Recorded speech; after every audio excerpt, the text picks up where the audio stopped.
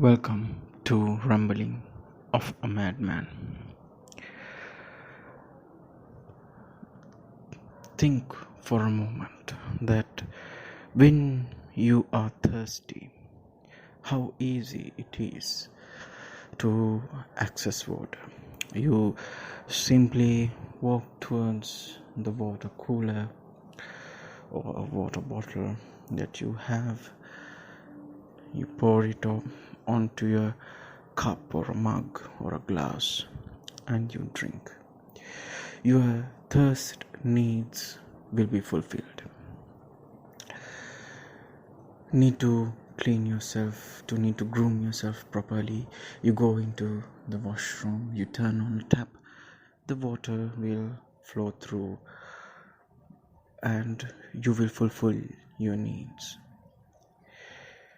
Looking at these scenarios, people who are living a middle class life, people who are living in the cities or suburbs, in places where access to water, the infrastructure is properly built and maintained, we are kind of spoiled, isn't it? Like, we never think the effort that is there to obtain water, the importance of water. It is hard to go through a day without drinking water. It is that important to us. Without water, we will stop functioning before our money runs out, or before our even if we don't have housing or something, still we need water. Before we even take our food, we need water. This is how important it is, but we don't think of it, because normally most of the people in the world live in a place where there is easy access to water. Well, I wanted to talk about this topic, or the importance of water and how easy it is to access. Is actually, I was looking at a documentary of a different topic. It was about history, and it was about the Mayan history. The Mayan history, as well as let's say the South American continent, that area, the history of that area where great civilizations thrived with vast economies and full functioning in governments, fully functioning societies, is where farming, markets, finance, everything was there. See, in that documentary, they went on to explain that each of these civilizations came to a grinding halt in that area because of one thing. They had resources to build their society, to build their temples, their housing, their palaces, everything, from the roads to, they had their infrastructure to handle their sanitation, or they have their own markets, their finance. They were thriving very well. The only thing that made them come to a grinding halt, where the dispersal of that civilization came across, was water. That is the main and one and only thing that created a chain of harshness that came towards these societies, these civilizations, to put them to a grinding halt. So this is what those historians of that documentary was trying to explain. This whole civilization came to a halt. And this, we are not talking about like a small civilization.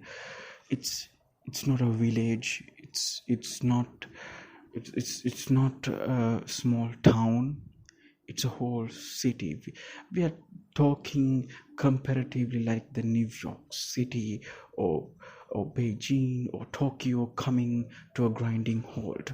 This is what the equivalent was at that time in the Latin American region, or the South American region. So these were great civilizations, fascinating history. They had the education, the maths, the stars to read, and everything was there.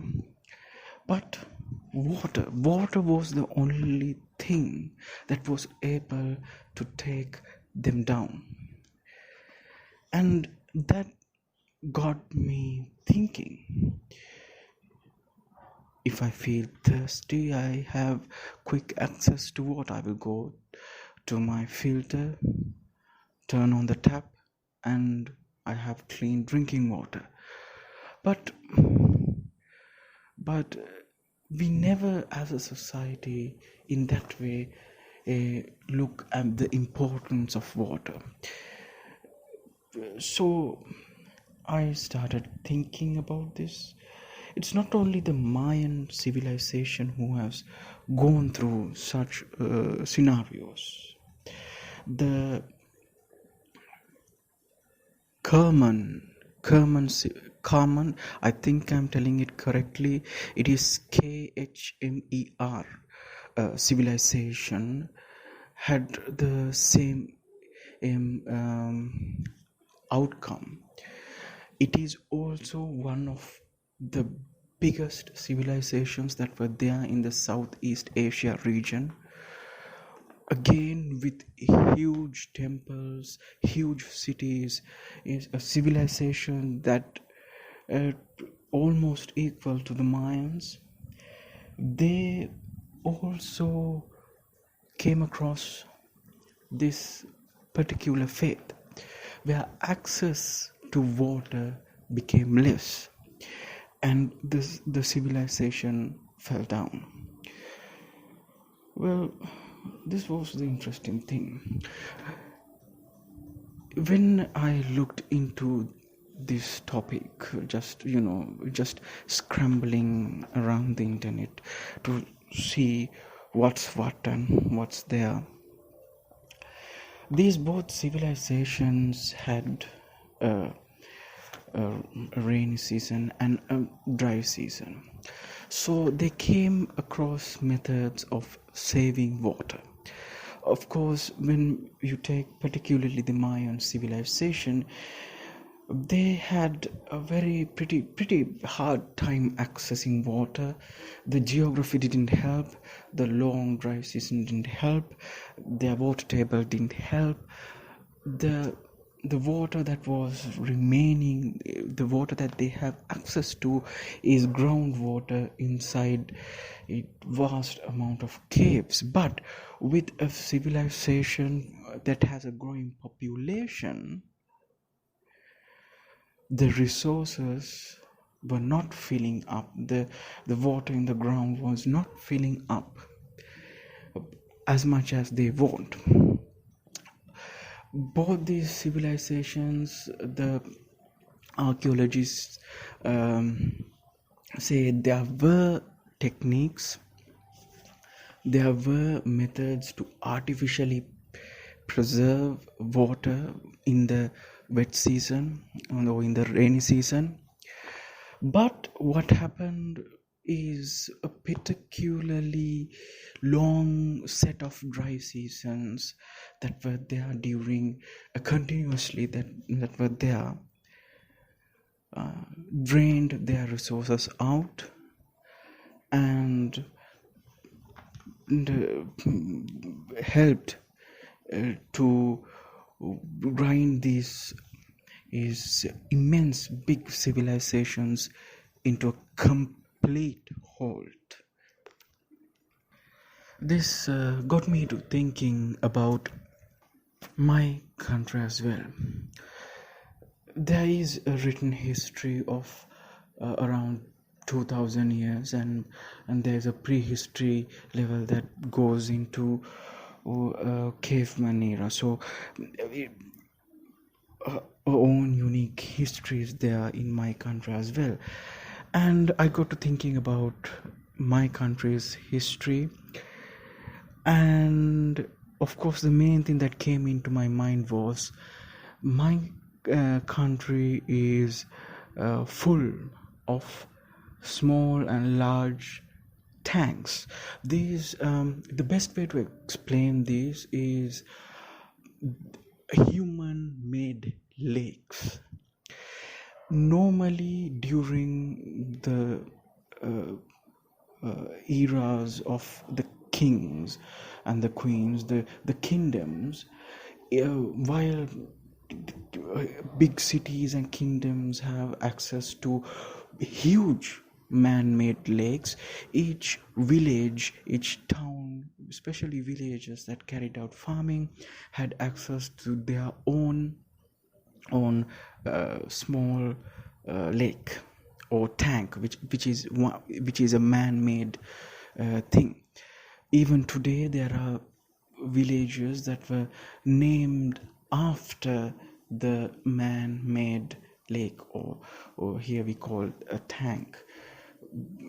The basic idea is it's a huge, think of a lake which is the bunts and everything the were made by man, and access to water controlled by man. There were a labyrinth canal system that will connect each of these lakes that were made by people to maintain the water levels and to manage the water and distribute them to the paddy fields. So management of water was a very important thing from the history itself, and it is quite interesting that even today the whole economy, when coming into the agricultural and food production side, is still facilitated by these tanks that were built thousands of years ago. And I got to think about this, and nobody even in my country today talks about that particular function that is done by tanks.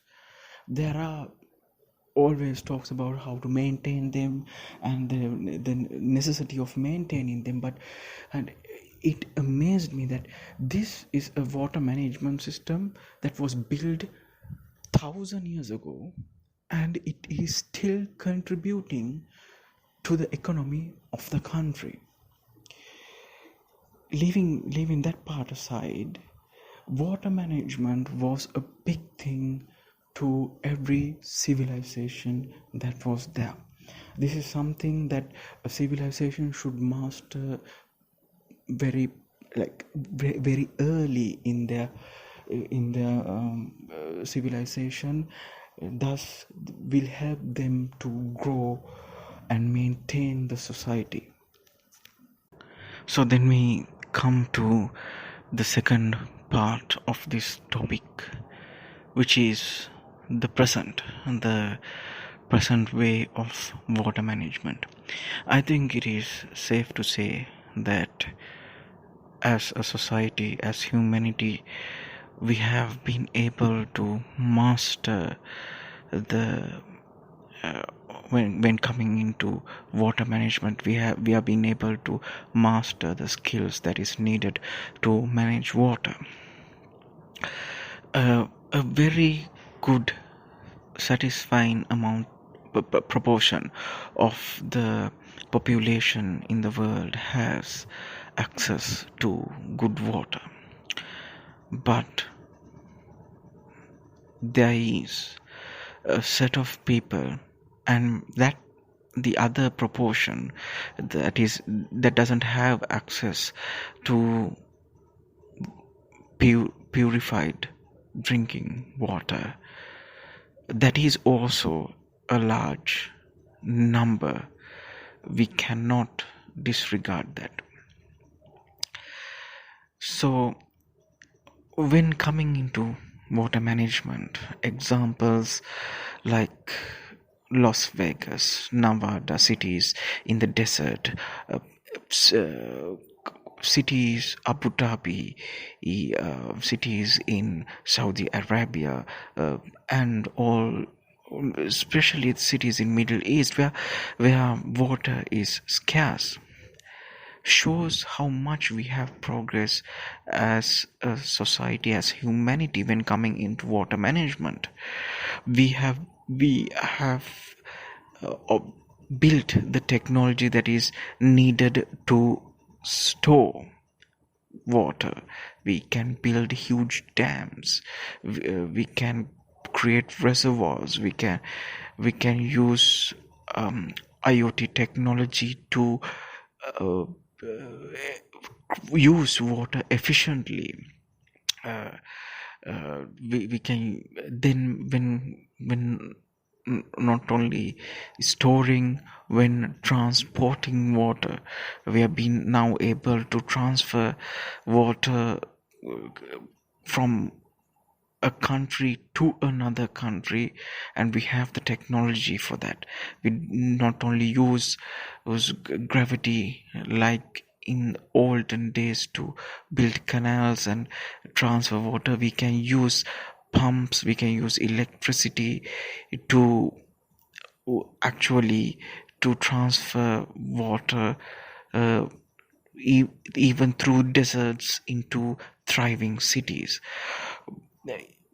And this brings to the point where all these cities that were built, everybody in their cities, living in cities and towns, and uh, we can say developed areas where there's access to electricity and where there's access to water, we take this for granted. We never think in what will happen when this water stops, or uh, can we able to survive without drinking water.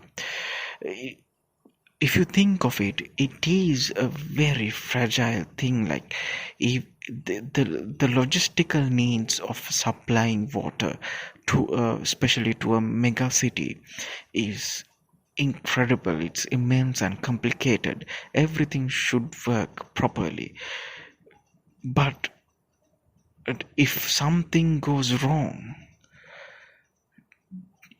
will cities and the people who are living in these cities, and where people who are used to getting water, access to water without even thinking much of it, can they be able to survive?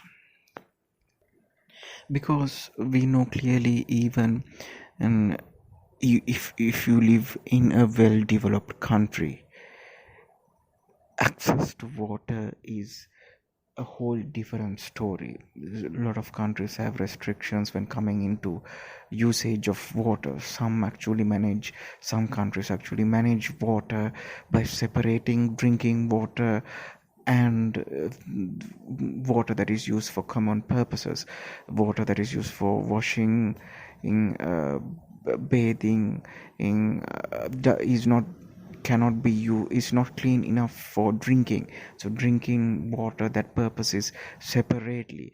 Some countries are blessed to have abundance of water that they can manage easily, and good purified water can be given. So there are different aspects to it. Because one thing that came into my mind is about when I was living in an apartment, in a building. There was a problem in the piping of that particular building, and there was a water cut for a considerable period, which threw us to very, let's say, a very uncomfortable stage, because it's all about the final flush, isn't it? After that, you have to find another way. So that scenario came into my mind, and I was thinking, that is just one building, and everybody was talking about it, everybody, because until it impacted, nobody had the grasp properly about it. Like nobody was thinking, oh, it would be this hard to stay maybe a day without access to water, just for the washing purposes, and because drinking water was there separately, but for the washing purposes, using the bathrooms, washing our plates, for cooking purposes, and it was incredible that actually came into my mind. And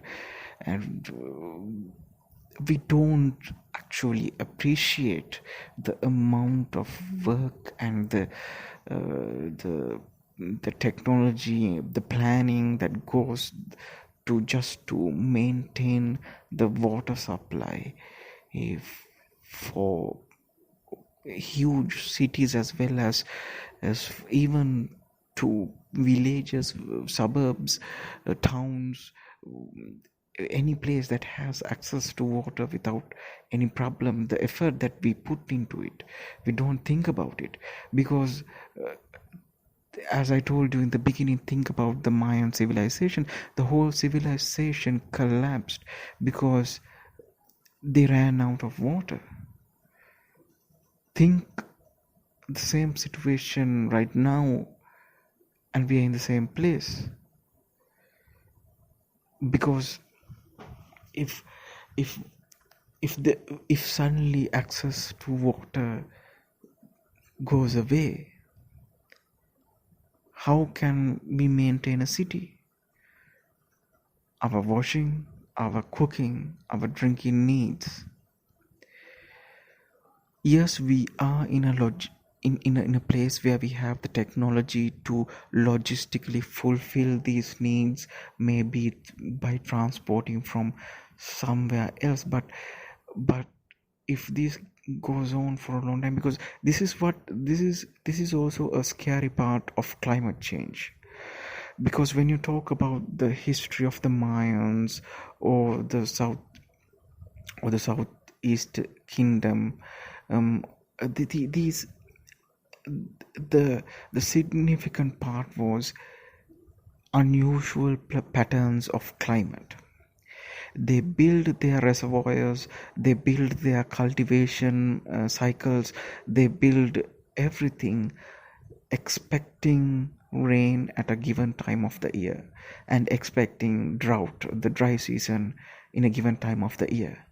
But when the dry seasons just kept on going and going and going, and there was no wet season, the water management system was not enough to maintain the needs of that city, that country, that whole civilization.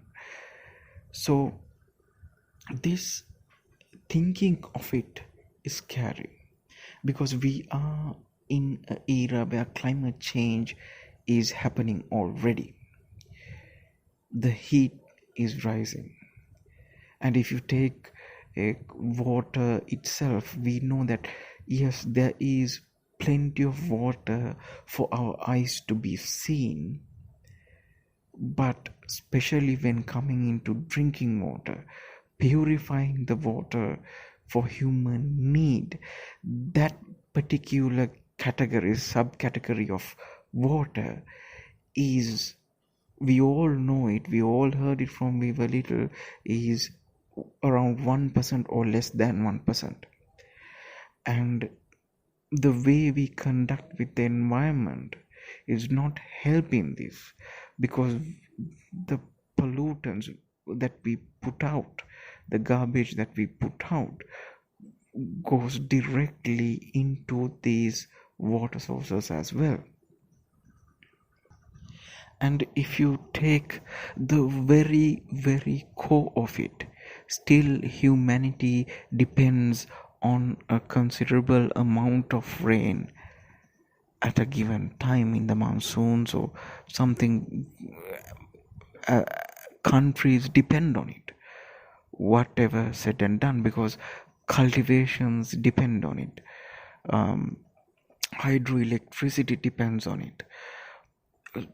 The, it will be pretty hard to, if we had to do logistics the way we do logistics for oil, because water is a thing that is consumed way more greater, uh, way more than what we consume oil, and maybe to transport water from a wet place to a recently dried up society, to do the logistics, the money, the finance that is needed to do that, it would be immense. Of course, with technology we have found desalination. um, we can use seawater, but that is also an expensive project, that is a complicated project, that is, it's not easy as just collecting rainwater that flows through naturally through a river and cleaning it up and distributing it. So this is the the examples of collapse of civilizations due to climate change is there. As I told, as I dug through this before, we can blame the climate change on human behavior, or the other half of the society blames it on natural causes. Whatever the situation is, that one thing for sure everybody agrees, that climate change is happening, and because of that reason alone we may face uh, droughts. Some places may face droughts when it is supposed to rain, and this will trigger a very harsh reality which had already humanity has gone through, especially when coming into the Mayan civilization. And it is a pretty serious thing to think about it.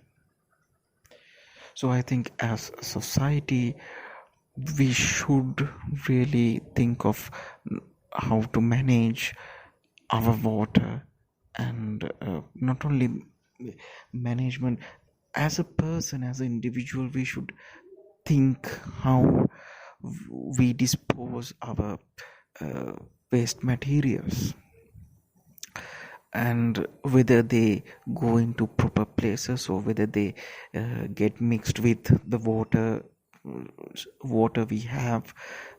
You know, yes, it is a hard living in a city with a busy life, thinking about these things, but there will be a day that we all may have to manage our water. We don't know.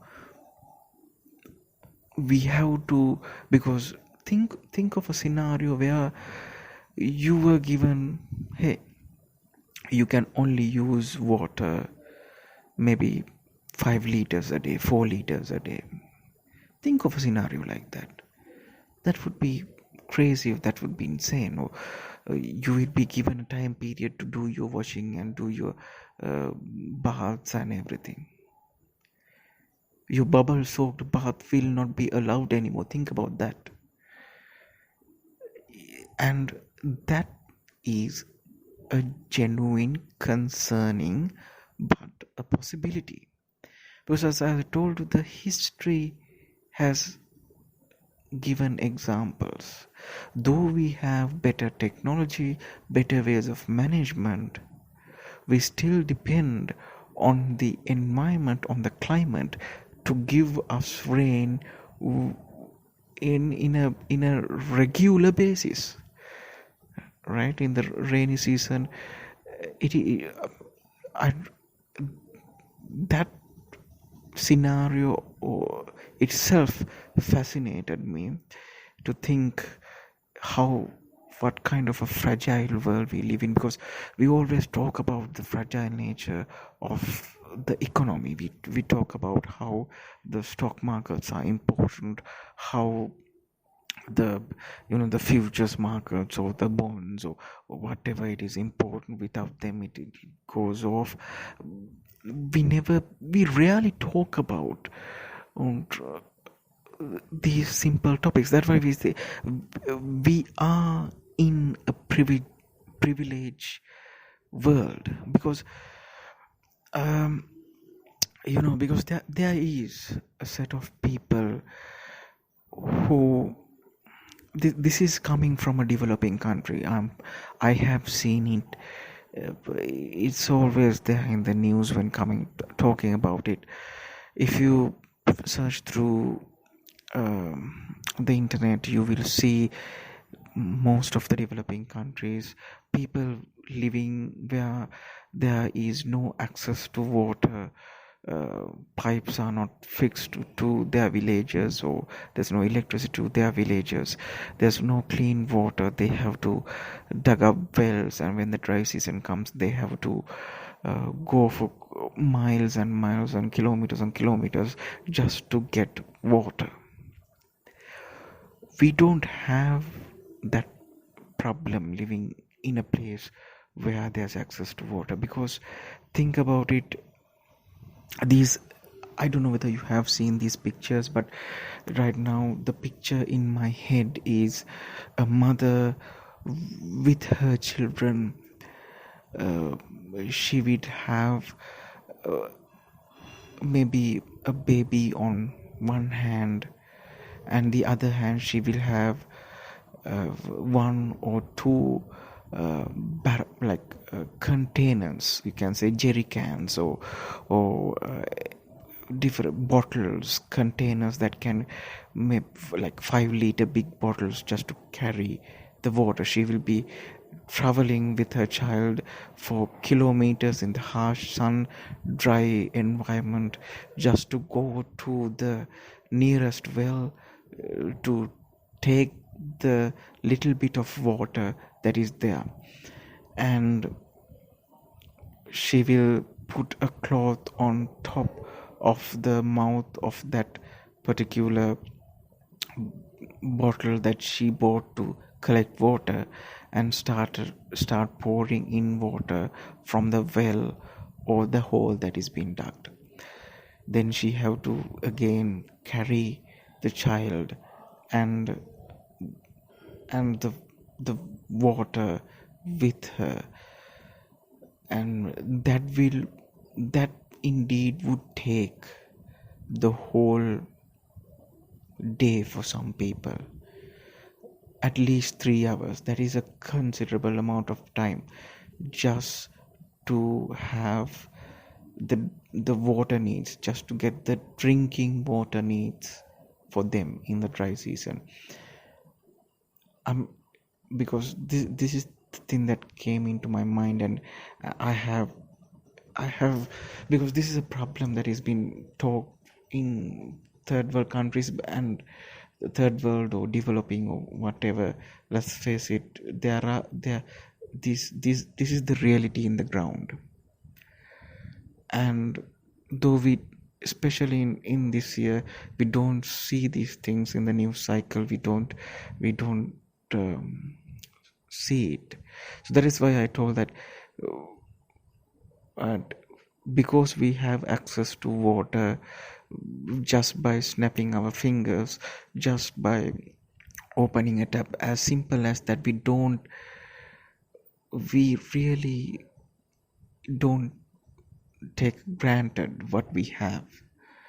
And there would be a scenario like where finding water would be because there is a set of people in this world, for them to find water is a very important thing in their lives. They spend 2 to 3 hours per day just to get the supply of water they need. And if you are thinking that this is just few people in the world, and it's not, believe me, it's not. Especially when the dry season hits, there are a lot of people who suffers. Same way, same scenario, when the infrastructure that is there to supply water breaks down, people go into a hard time. A few years ago in United States, this happened, where pipes that were there, I don't remember the area, but I remember the news. It was there for a good news cycle, where a news cycle went at least for few weeks during that time, about where people were not able to use the water because the pipes were damaged, and contaminated water was coming through the pipes. The water was mud in color, and it was horrible. So they have to do their washing and everything just by going to the grocery store and getting water bottles. That scenario itself. So you can see those people, one day they were able just to open a tap and do like to fulfill their drinking needs, their bathing needs and everything. And the next day they have to travel and maybe spend 1 or 2 hours going to the grocery store, collecting the water that is needed to them, and come back. And one day it was 5 minutes just to take the water. The next day they are spending 2 to 3 hours just to take water, just to obtain the water that they need to survive, to cook, to drink. So I think we really take granted, and we talk about rights of human beings. We talk about progress as a society. We talk about IT. We talk about finance, the rights and wrongs of all these topics, and maybe we have forgotten the most primal topics that we have to talk about. And today we don't even talk much about this water, the way they are supplied, and rights for access to water. And does everybody in the world have that access to clean water? Isn't that a human right? And there are this was the train of thought that I went through, especially when coming into water and everything in regarding that, because of the documentary explaining the Mayan civilization, and this train of thought came into my mind. Especially look at cities in Nevada, look at cities in the Middle East, and though they are immensely thriving, powerful cities with big financial facilities, thriving with people, the access to water is very easy for them. It is a very volatile, sensitive thing that I think the people who are living in those cities doesn't even think about. But of course there are administrative parts that are managing these things. But as a society, are we educated enough? Do we have the knowledge? Do we really care about this part of that part of the society? Because let's face it, until it is too late, we don't actually care about it. So it was a mad ramble, but this ramble was just a train of train of thought that I had when I started watching a documentary about the Mayans and how this huge civilization, not only the Mayans, especially the civilizations that were there, the cities that were there in the Latin American region, the South American continent, that region, and how these beautiful, powerful civilizations came to a grinding halt because there was no access to water. And I was thinking whether it will that be the same scenario for us, especially in the current climate. We don't know what climate change really installed for us, because we are, I think it is safe to say, we are still in the initial stages of climate change. We know the icebergs are melting rapidly. This year was a record year for forest fires in United States. It was in the news. We know that the temperatures are higher 10-20 years ago. We can little bit feel it, but we don't know the full brunt of what it can happen. We don't know whether solar flares will change the climate. We don't know whether any other natural shifting of the poles will change. We don't know. There can be many aspects for climate change. It could be man-made, it could be natural, we don't know. But climate change could happen, and if you are living in a place that you see greenery every day, maybe next year it would be just dry sand. We don't know, and that will impact our societies immensely, especially when coming into water. And thinking about it, it is a very serious, no joke scenario. And with the current news cycles we have, and the whole 2020 is putting our focus into so many things. Sometimes small but vital things like these just slip through the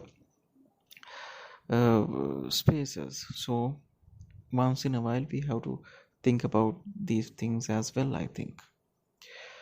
Well, I think that's it for my mad ramble. Thank you very much for listening. I hope you all are safe. Be healthy, be safe. Ayubowan.